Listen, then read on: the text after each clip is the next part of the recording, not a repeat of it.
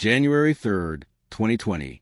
12:47 a.m. Baghdad International Airport, Iraq. The convoy leaves the airport access road and merges onto the highway. Two vehicles, a Hyundai sedan in front, a Kia minivan following close behind. Inside the Hyundai, Qasem Soleimani, still wearing the clothes he arrived in, flanked by aides. In the Kia, Abu Mahdi al-Mohandes, commander of Kataib Hezbollah, one of Iran's most powerful Iraqi proxies. They are heading into the city for a meeting, routine, unannounced. For 1,000 feet above them, an MQ-9 Reaper drone orbits in silence. The operator, sitting in an air-conditioned room at Al Udeid Air Base in Qatar, watches the infrared feed. Two vehicles. Positive identification confirmed. The targeting laser locks on. He waits for the order. It comes through encrypted channels, traced back to the White House, to President Donald Trump himself.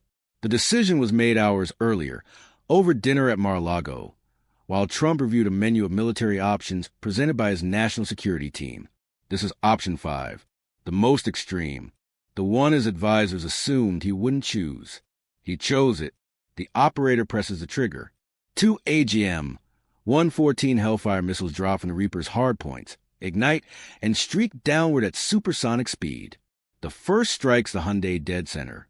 The fireball engulfs both vehicles instantly, a flash of white light, so bright it washes out the infrared camera. Metal and glass and human bodies are vaporized in less than a second. The wreckage burns on the side of the highway, black smoke rising into the Baghdad night. Qasem Soleimani, the man who built Iran's proxy empire, who walked through war zones like a celebrity, who orchestrated attacks on American forces for 2 decades, is dead. He is 62 years old. His left hand, identifiable by a distinctive red ring, is found 70 meters from the blast site. The news breaks within minutes. In Tehran, there is shock, then fury. Supreme Leader Ali Khamenei weeps openly on state television, the first time most Iranians have ever seen him cry. He vows severe revenge. Millions pour into the streets for Soleimani's funeral procession. In the city of Kerman, his hometown, the crowd is so massive that a stampede kills 56 mourners.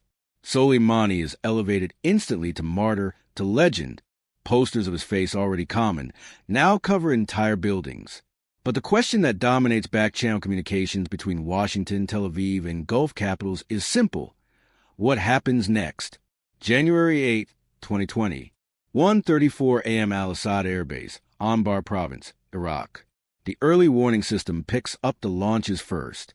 11 ballistic missiles, fired from Iranian territory, arcing across the night sky toward 2 Iraqi bases housing American troops. Al-Assad and Erbil. The soldiers have 20 minutes warning. They scramble into bunkers, hardened shelters designed to withstand mortar fire, but not this. Not missiles capable of carrying half-ton warheads. The impacts come in waves. Boom, boom, boom. Each missile strikes with enough force to crater runways, collapse buildings, send shockwaves across the desert floor. A command center is obliterated. Barracks are shredded. Aircraft hangars crumple like aluminum cans. The base, one of the largest U.S. installations in Iraq, is pounded for 2 hours. When the sun rises, soldiers emerge from the bunkers expecting carnage. And there is shattered concrete, twisted rebar, fire still burning. But miraculously, not a single American is killed. Over 100 suffer traumatic brain injuries from the concussive blasts, but no fatalities. Later analysis suggests Iran deliberately avoided areas where personnel were concentrated. The message is calibrated. We can hit you. We have the capability. But we are not seeking total war. Trump tweets that all is well. No Americans were harmed. Iran has paid a price. Both sides step back from a brink. But the incident establishes a new reality. Iran possesses precision strike capabilities that can reach U.S. assets across the Middle East. The era of one-sided escalation is over, yet the killings do not stop. November 27, 2020, 2:15 p.m. Absard, Iran. Mohsen Fakhrizadeh is driving home from his country villa, 60 kilometers east of Tehran. His wife sits beside him. 3 vehicles accompany them, security, heavily armed. a precaution Fakhrizadeh has resisted for years but finally accepted. He is, after all, the father of Iran's nuclear weapons program, the man Israel has tried to kill for over a decade. The convoy slows as it approaches a checkpoint. The road is quiet. Then the Nissan pickup truck parked on the shoulder explodes. Not the truck itself. A remotely operated machine gun mounted in its bed. The weapon, controlled via satellite from hundreds of miles away, swivels and opens fire. 13 rounds hit Fakhrizadeh in less than 4 seconds. His wife throws herself over him, screaming. His bodyguards return fire at the empty truck. By the time they realize what's happening, Fakhrizadeh is bleeding out. He dies in a helicopter en route to a Tehran hospital. Iranian authorities recovered a weapon, a Belgian-made FN-MAG machine gun, fitted with AI-assisted targeting, powered by solar panels, operated remotely. The sophistication stuns even seasoned intelligence officers. Mossad has just carried out an assassination on Iranian soil without a single agent on the ground. Tehran vows retaliation.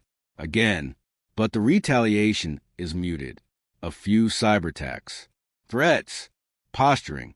The truth is Iran's options are limited. Every time it strikes back overtly, the cost escalates. Every time it tries to match Israel's covert operations, it fails. Internally, the pressure mounts. In September 2022, a young woman named Mahsa Amini is arrested by the morality police for wearing her hijab improperly. She dies in custody. The official story, a heart attack. Witnesses say she was beaten. Protests erupt across the country. Not just students, not just dissidents, but ordinary Iranians. Women burn their hijabs in public squares. Chants of woman, life, freedom echo through the streets. The regime cracks down brutally. Over 500 protesters are killed, thousands arrested, some executed after sham trials. But the unrest reveals a fracture.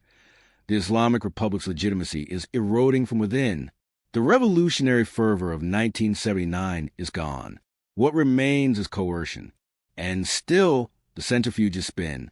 By 2023, Iran is enriching uranium to 60% purity, just a step away from weapons grade. The breakout time, the period needed to produce enough material for a bomb, is measured in weeks, not months. The cycle continues. Pressure, resistance, adaptation, survival. October 7, 2023, 6:29 a.m. Southern Israel. Thousands of rockets streak across the sky from Gaza. Hamas fighters breach the border fence in 32 locations simultaneously. Bulldozers, explosives, paragliders. They pour into Israeli towns and kibbutzim, killing everyone they find. Families in their homes. Concert-goers at a music festival. Soldiers caught off guard at their bases. By the end of the day, 1,200 Israelis are dead. 250 are dragged back into Gaza as hostages. It is the deadliest attack on Israel in 50 years. And while Hamas claims credit, Israeli intelligence knows the truth. This operation required training, funding, and strategic guidance far beyond Gaza's capabilities. The fingerprints lead back to Tehran, to Quds force advisors, to Iranian weapons and money funneled through a dozen cutouts. Israel's response is total. Gaza's besieged. Airstrikes flatten entire neighborhoods. A ground invasion begins within days. But Israeli strategists are already looking past Gaza, past Hamas, to the real enemy. Iran has orchestrated this. Iran has spent decades building this network. Hamas in Gaza, Hezbollah in Lebanon, militias in Syria and Iraq, Houthis in Yemen. All of them now activated. All of them threatening Israel from multiple fronts simultaneously. And so Israel makes a decision. The gloves come off. April 1st, 2024. 11:52 a.m. Damascus, Syria. The Iranian consulate sits in the affluent Meza district, a 3-story building behind reinforced walls. Inside, 7 Iranian Revolutionary Guards officers are meeting with Syrian intelligence officials. Among them, Brigadier General Mohammad Reza Zahidi, commander of Quds force operations in Lebanon and Syria. He is discussing arms shipments, Hezbollah deployments, strike plans against Israeli positions in the Golan Heights. The 35 fighter jets approach from the west, invisible to radar. The precision munitions obliterate the building in seconds. Zahedi and 6 other officers are killed instantly. It is the most senior Iranian commander assassinated since Soleimani. And critically, it is not a covert operation. It is a daylight airstrike on a diplomatic compound in the heart of a foreign capital. Iran is forced to respond. On April 13th, it launches over 300 drones and missiles directly at Israel. Not through proxies, not via shadowy networks, but openly from Iranian territory. It is the first direct Iranian attack on Israel in history. The vast majority of the projectiles are intercepted by Israeli, American, and Jordanian air defenses. A handful get through, causing minimal damage. One 7-year-old girl is critically injured by shrapnel. No Israelis are killed. Israel retaliates days later, striking an air defense installation near Isfahan, home to key nuclear facilities. The message is unmistakable. We can reach your nuclear program. We can reach anything. And yet, the cycle continues. Strikes and counterstrikes. Threats and warnings. Escalation that never quite crosses into full-scale war. Because both sides understand the cost. Iran cannot survive a direct conflict with Israel backed by American firepower. Israel cannot afford to get bogged down in a regional war while managing Gaza, Hezbollah, and internal political chaos. By late 2024, the pressure on Iran is undeniable. The economy is in freefall, inflation above 50%, the rial trading at historic lows, unemployment rampant. International isolation is near total. Relations with the West are non-existent. Russia and China offer rhetorical support, but little concrete help. Internally, dissent simmers. The 2022 protests may have been crushed, but the resentment remains. Young Iranians flee the country by the thousands, draining the nation of its educated elite. The nuclear program advances. Yes, Iran now has enough enriched uranium to build multiple weapons if it chooses. But crossing that threshold invites immediate military action, not just from Israel, but potentially from a coalition. The supreme leader, Ayatollah Khamenei, now 85 years old and visibly frail, faces a choice his predecessors avoided: build the bomb and risk annihilation, or maintain the ambiguity and live under perpetual siege. So is this the end of Iran? Look back at the pattern. The hostage crisis in 1979. Many predicted the Islamic Republic wouldn't last a year. The Iran-Iraq War, 8 years of bloodshed that should have toppled the regime. The assassination campaigns of the 1990s. The Stuxnet attack. The crippling sanctions. Soleimani's death. Fakhrizadeh's killing. The protests. The airstrikes. Each time, analysts declare Iran was on the brink. Each time, Iran absorbed the blow, adapted, and persisted. This is not to say Iran is thriving. It is not. The regime is weaker than at any point since the revolution. The legitimacy it once drew from anti-imperialism and Shia solidarity is eroding. The proxies that gave it regional influence are being systematically dismantled. Hezbollah is battered from years of Syrian war and conflict with Israel.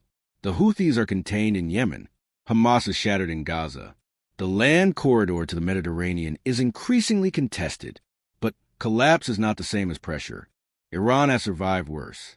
It has a playbook for endurance. Leverage proxies to avoid direct confrontation. Stretch out negotiations to buy time. Rally domestic support through external threats. And wait for the West's attention to shift elsewhere. And it always does. The real question is not whether this is the end. It's whether this time is fundamentally different.